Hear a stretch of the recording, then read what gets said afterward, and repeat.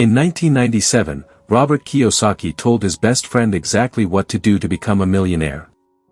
His friend completely ignored him, and today he lives paycheck to paycheck, while Kiyosaki is worth over $100 million. What was that advice that changed everything? And more importantly, why do 95% of people still ignore it to this day? Because by the end of this story, I'm going to reveal the 3 exact principles that Kiyosaki taught his friend, and that can change your financial life forever. Look, this story isn't just about Robert Kiyosaki. It's about how a simple 20-minute conversation can separate those who stay poor from those who build real wealth.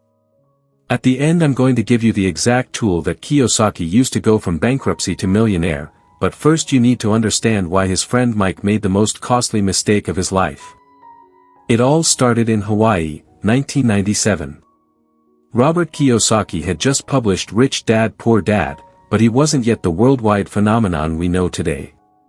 His best friend since childhood, Mike, worked as an accountant at a mid-sized company. Good guy, smart, but trapped in what Kiyosaki calls the rat race. Mike earned $3,500 a month, had a house with a mortgage, 2 financed cars, and every end of the month, he ran out of money. Sound familiar? But Mike had a dream. He wanted to be financially free before he turned 50. The problem was he didn't know how. One night, Robert invited Mike to dinner. He told him, "Mike, I have to tell you something that can change your life forever." And this is where everything got interesting. Robert put 3 options on the table. 3 different paths. Only one of them would lead him to financial freedom. Mike chose the wrong path. And every decision he made after that night moved him further away from wealth.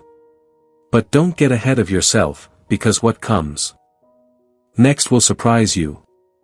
Robert told Mike, "Listen to me carefully. You have 2 types of income, assets and liabilities. The rich buy assets, the poor buy liabilities thinking they're assets." Mike looked at him confused.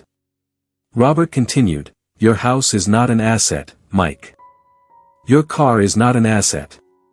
They're liabilities that take money out of your pocket every month." And here comes the part that changed everything. Robert showed him exactly how he had started buying small rental properties with just $5,000. Properties that generated $200, $300, $500 extra dollars for him each month. "Mike," he said, "if instead of changing your car every 3 years, you bought a small property every 3 years, in 15 years you'd have 5 properties generating passive income for you." Mike stayed silent. He had the exact formula in his hands. But wait. 2 weeks later, Mike called Robert. "You know what?" he said, "I found the perfect car. A brand new BMW. I'm only going to pay $800 more per month." Robert couldn't believe it. Instead of buying his first asset, Mike had bought his most expensive liability. Years passed. Robert kept buying properties, businesses, investing in financial education. Mike kept buying new cars, renovating the house, buying more things. In 2008 the crisis hit. Robert had multiple income sources that protected him. But Mike lost his job. His assets devalued. His house was worth less than what he owed. And for the first time in his life, he understood what Robert had tried to teach him 11 years earlier. It was too late, or so he thought. But this is where the story becomes incredible. At 52 years old, Mike finally decided to listen. He liquidated everything he could, moved to a smaller apartment, sold the BMW. And with the $15,000 he gathered, he bought his first rental property. A small house that generated $300 a month in passive income. But he didn't stop there. Mike had learned the most important lesson, the difference between assets and liabilities. Every extra dollar he earned, he reinvested in more assets. In 5 years, Mike had 4 properties. At 60, he had 8.